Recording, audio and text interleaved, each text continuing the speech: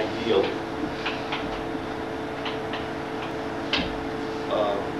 that happens up in the mind, structure or structure.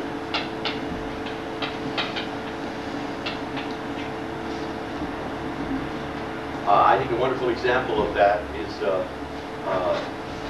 say, the realistic work at the end of the 19th century and the beginning of the modern movement, which I think we, to a certain degree, Cubism is probably one of the forerunners. Not that there weren't other little movements before. I think it was one of the more powerful ones. But again, it begins. You can see the scene becomes very structural. There's really almost this color in this thing is always spatial color or form color. In other words, all Cubist art is pretty well tan, black, white, gray, things like that. So that in order to keep things from being too sensational or sensuous, you sort of pull yourself away from the color, and you just get into the darks and lights. You sort of explain the forms. You break the things down and you see their structure. And then they break down even more, get back into this, what you might call intuitive, non-realistic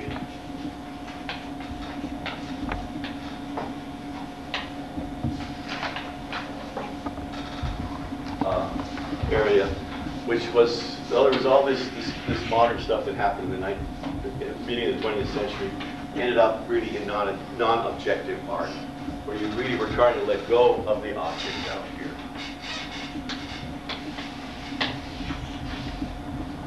So you spend this time going out, trying to experience the object, to understand it, and then you begin to realize that your life is not about the objects that are out here. Your life is about something else.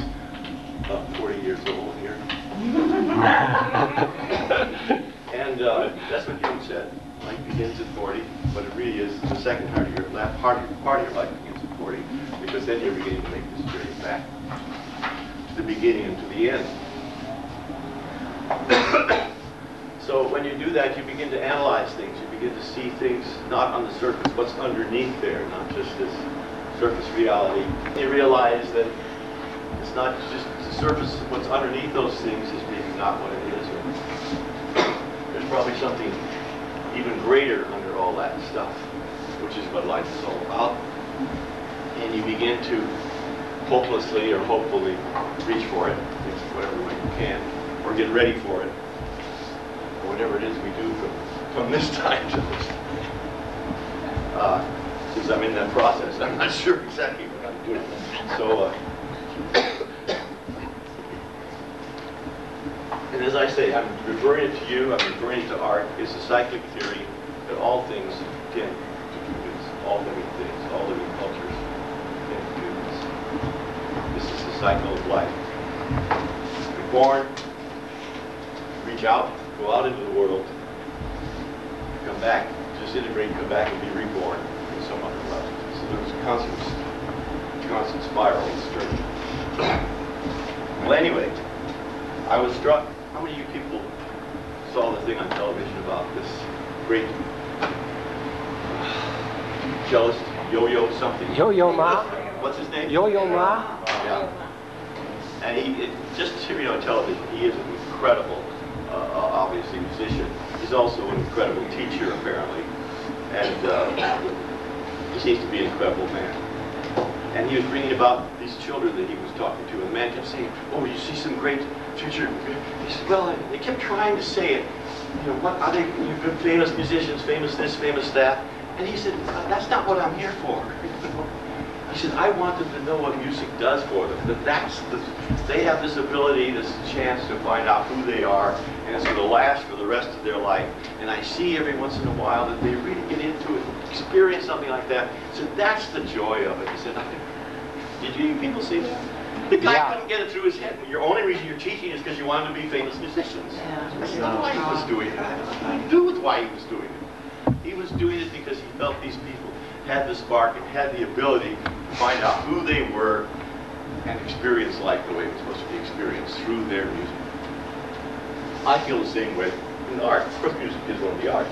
I think that is one of the ways that you really complete yourself is to experience your life.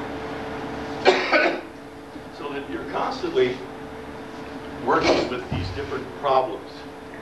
I remember when I was under arts and crafts, I started to talk about this up there.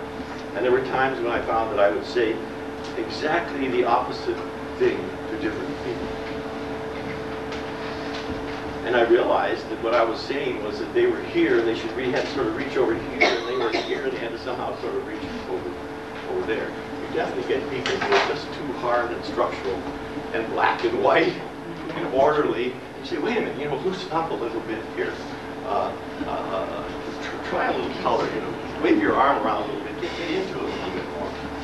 And you also get people down in here who are just, oh man, I love this, you know. And wait a minute, I know you love this, but you know, there's a little bit of space out there. There's a little bit of space. There's some order to this thing that you're loving so much. You know? So you're telling somebody just the opposite.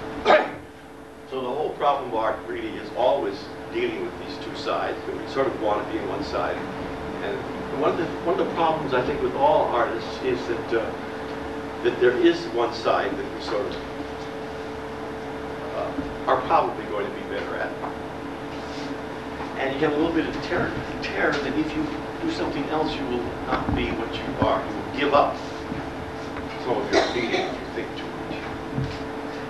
And I think that's really wrong.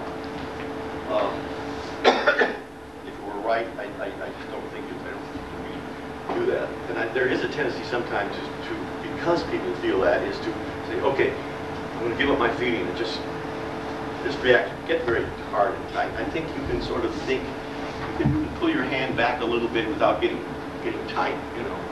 But it's this thing that is very difficult. And you've all taken gesture drawing, and you all know what I'm talking about. Because to a certain degree, this is the gesture drawing that I emphasize, this very physical act, because I feel it's closest to your intuitions.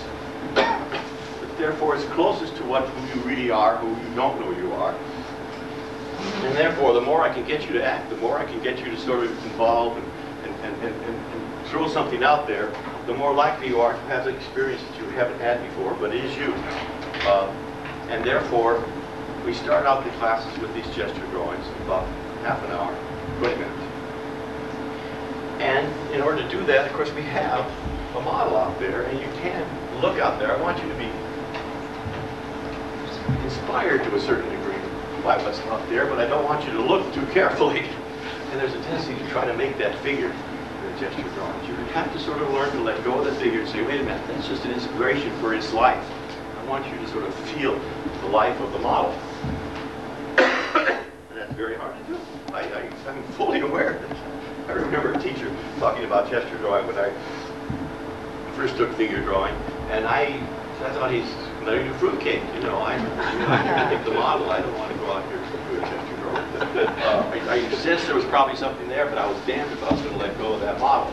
I was here to learn the model, and so it took me quite a while to get into it. So don't worry too much about that, but be aware of the fact that it is there, that your physical being is important. It's important in your artwork. It's one of the signatures of whatever you do.